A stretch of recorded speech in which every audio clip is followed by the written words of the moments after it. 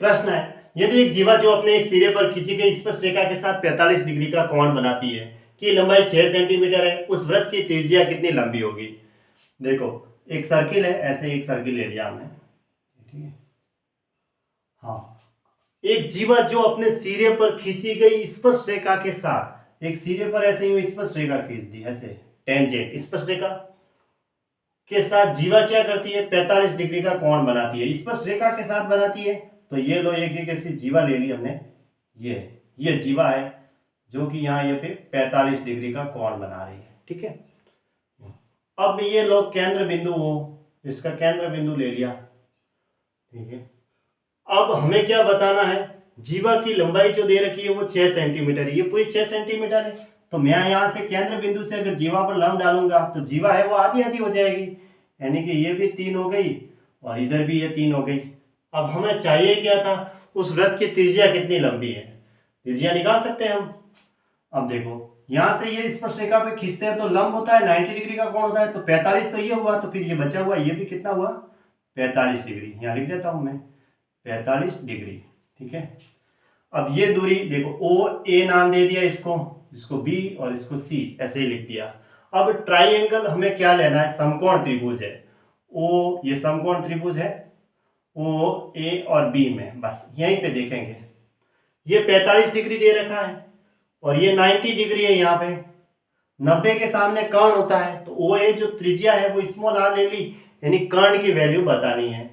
अब कर्ण की वैल्यू तो बतानी है और हमें क्या दे रखी है, ये 90 और ये 45 डिग्री थीटा हो गया, तो 90 और थीटा के बीच में क्या होता है, आधार दे रखा है और कर्ण निकालना है। ऐसे ऐसे दे रखा हमें, इस तरीके से मैं बना के समझा देता हूँ ना, ऐसे ये 3 दे रखा है और ये रहा 45 डिग्री और ये रहा 90 डिग्री, ये तो हमारा 90 डिग्री है और हमें ये आर निकालनी है, ठीक है। तो 90 और थीटा के बीच में ये आधार हो गया और 90 के सामने ये कर्ण है, तो कर्ण निकालना है और आधार दे रखा है, तो कर्ण और आधार किस में आते हैं, cos थीटा में आते हैं। तो cos 45 डिग्री बराबर आधार बटा कर्ण, यानी कि आधार 3 है बटा कर्ण है वो स्मॉल r है।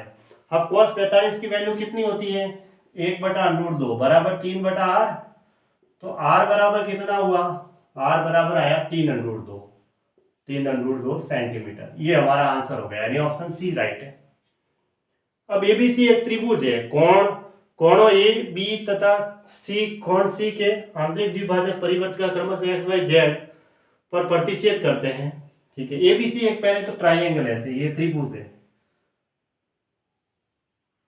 ऐसे, कोण ए और कोण बी और कोण सी के आंतरिक जो परिवृत्त का क्रमशः, परिवृत्त का कहा है, तो इसके तीनों ओर क्या परिवृत्त खींच दो बाहर की ओर, ये लो एक परिवृत्त जो इन बिंदुओं को स्पर्श करते हुए चला जाएगा,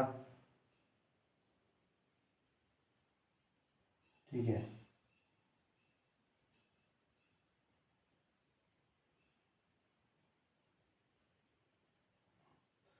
ये लो ये एक परिवृत्त हो गया, ए बी सी ये ट्राइंगल था और इसका ये परिवृत्त हो गया।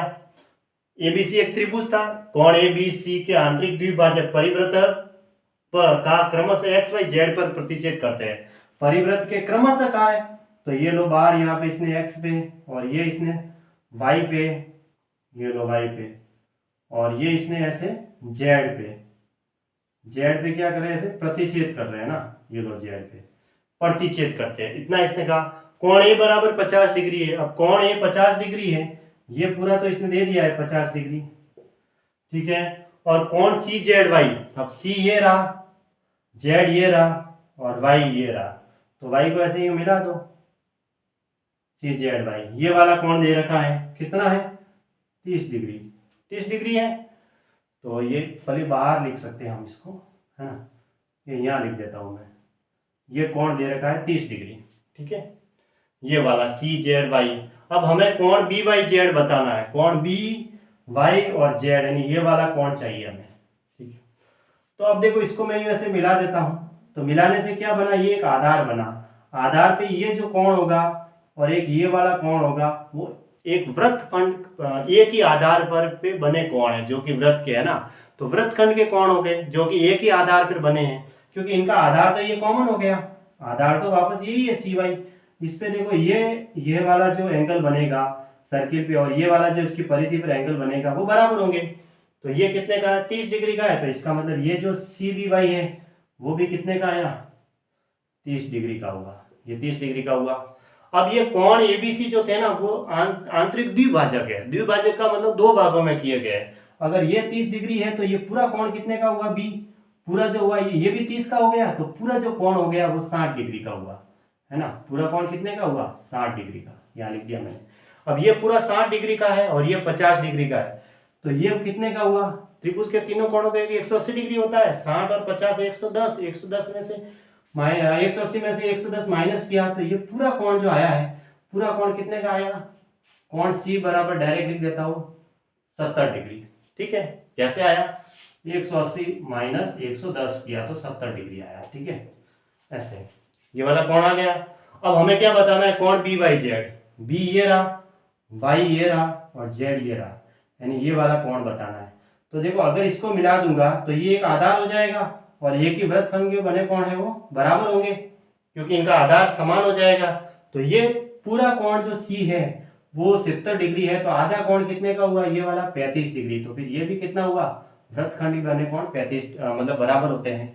तो कोण बी वाई जेड जो हुआ वो 35 डिग्री हुआ। ऑप्शन सी राइट है। ठीक है, अगर ये यहाँ से यहाँ तक इतना सा 35 डिग्री हुआ तो ये भी 35 डिग्री हो गया, क्योंकि यहाँ से इसको मिलाएंगे ना, थोड़ा सा ये हाथ से बनाया है इसको, इसकी वजह से मैनेजमेंट है ना, तो इनका ये आधार है वो सेम हो जाएगा।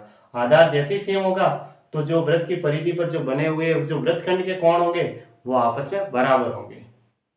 तो इसका राइट आंसर 35 डिग्री है।